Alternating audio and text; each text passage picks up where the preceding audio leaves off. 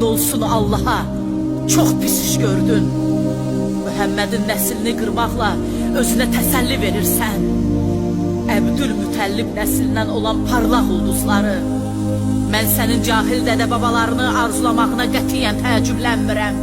Vallahi Yezid, sən də onların getdiyi yerə gedəcək.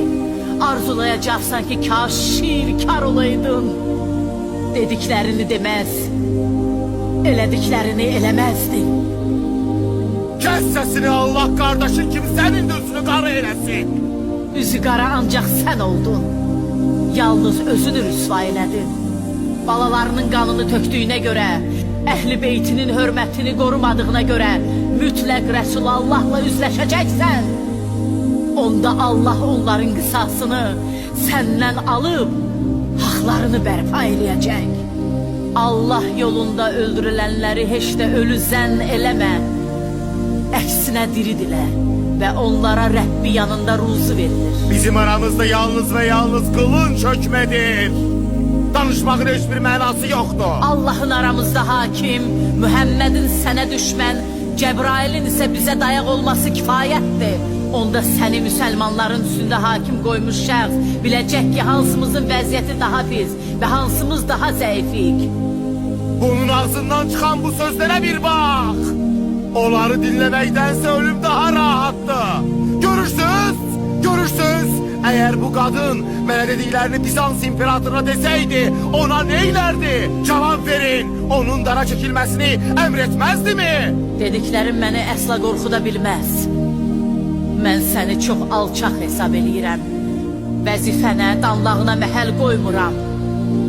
Gözüm qan ağlayıb, ciyərim parçalanır. Allah'ın pak ordusunun qovulmuş şeytanpərəstlər tərəfindən qətlə yetirilməsinə çox təəccüb eləyirəm. İndi sevinsən də tezliklə ziyanda olduğunu görəcəksən. Onda yalnız elədiyin əməllərin əvəzi veriləcək və Rəbbin bəndələrə əsla zülüm eləməz. And olsun ki seni de kardeşine kavuşturacağım. Ağa, eğer onu öldürsen vəziyyət gərginləşər, cemaat əleyhinə qalxar və işlər istədiyi kimi olmaz. Vay olsun ona. Yoksa onların başına bir oyun açardım ki hiçbir sultan öz reyiyetine karşı Biz etmeyin. sənin rəiyyətin deyilik. Nə bilirsən, nə bacarırsan, nə istəyirsən elə Yezid. And olsun ki bizim adımızı batıra, vəhyi məhv eləyə və elədiyin alçaqlığı boynundan ata bilməyəcəksən.